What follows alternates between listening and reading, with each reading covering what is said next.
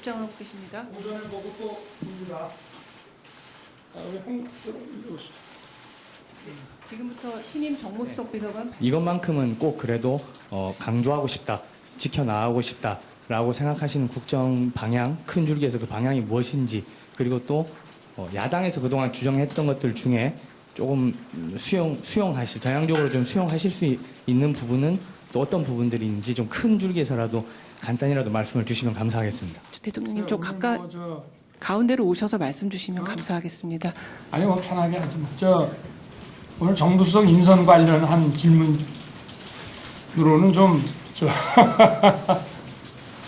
글쎄 하여튼 여야 정당 또 뭐 우리 언론 또 많은 우리 시민 사회와 하여튼 더 많이 소통하고 많은 의견을 듣고 열어놓고 할 것입니다.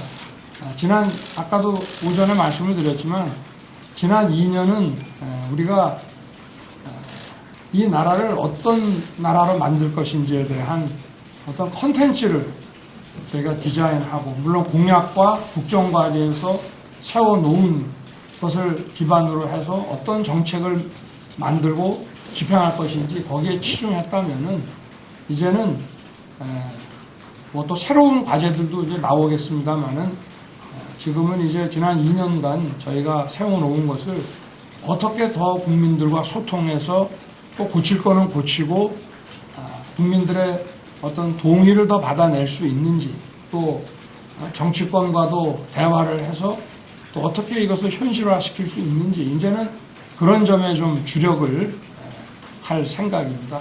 우리 신임 정무수석이 당에서도 하여튼 여야 의원들 모두 소통과 친화력이 아주 뛰어나다고 추천을 받았고, 저는 뭐 우리 정무수석과 함께 일해보거나 개인적인 관계는 전혀 없습니다만은 잘 하실 거로 믿고 이렇게 이 자리에 모시게 됐습니다.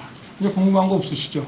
신임 수석하고 비서실장에 이어서 정무수석님까지 발표하신 이유 궁금하고요. 후임 총리 지명하실지 언제쯤 하실지 좀 여쭤보고 싶습니다.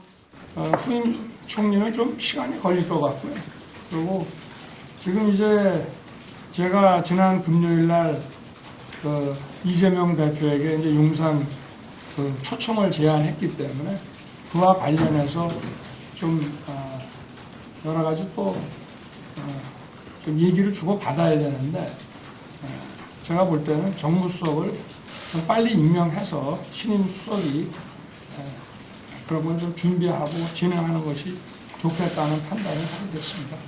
그래요, 우리 신임 수석님하고 좀 얘기하시죠. 네, 대통령께서 먼저 이사하시겠습니다. 안녕하세요. 우리 신임 비서실장을 여러분께 소개하겠습니다. 우리 정진석 전 국회 부의장 사실은 소개가 필요 없을 정도로 여러분도 잘 아실 거라고 생각하고요. 먼저 사회생활을 기자로 시작을 해서 한국일보에서 15년간 기자로서 근무했고, 주로 정치부에서 국회 출입을 많이 하고 워싱턴 특파원도 하고 논설위원을 하다가 나오셨습니다. 그래서 2000년도에 16대 국회에 이제 진출을 해서 5선 국회의원을 하셨고,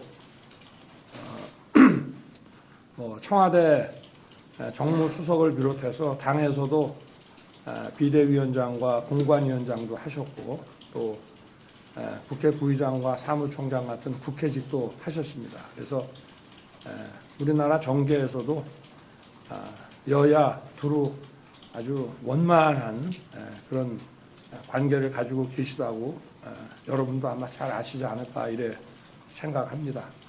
그래서 앞으로 또 비서실장으로서 용산 참모진들 뿐만이 아니라 또 내각, 당, 또 야당, 또 우리 언론과 시민사회 이런 모든 부분에 원만한 소통을 하면서 잘 직무를 잘 아주 수행해 주실 것으로 저는 기대하고 있습니다. 네. 뭐 질문 있으세요? 한 두 분 정도 질문을 받도록 하겠습니다. 예. 대통령께서 참모들에게 이제 정치하는 대통령이 되겠다, 국민들께 뭐 친근하게 네. 다가가는 대통령이 되겠다고 말씀하셨다는데 국정 운영이나 아니면 소통 방식에서 구체적으로 어떤 변화를 생각하고 계시는지 말씀해 주십시오.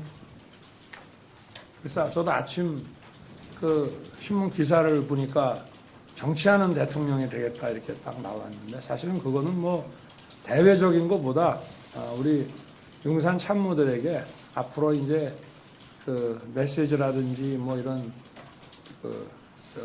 이런 걸 할 때 국민들께서 좀 그 평균적인 국민들이 좀 이해하고 알기 쉽게 그렇게 이제 하자는 뜻이고요. 무엇보다 제가 지난 2년 동안은 이제 중요한 그 이런 국정 과제를 정책으로서 설계하고 또 집행하는 쪽에 좀 업무의 중심이 가 있었다고 할 수 있습니다. 그런데 이제 어느 정도 우리가 나아가야 될 방향, 정책 이런 것들은 이제 좀 세워져 있기 때문에 이제 지금부터는 국민들께 좀 더 다가가서 우리가 나가는 방향에 대해서 더 설득하고 소통하고 또 이러한 정책 추진을 위해서 여야 당과의 관계뿐 아니라 야당과의 관계도 더 좀 설득하고 소통하는데 주력을 하겠다는 뭐 그런 뜻으로 이해를 해주시면 되겠습니다. 그렇기 때문에 우리 정진석 전 부의장 같은 분을 비서실장으로 제가 모신 거 아니겠습니까? 그래. 이재명 대표와 회담을 할 때 어떤 의제로 논의하실 것인지 궁금합니다. 네.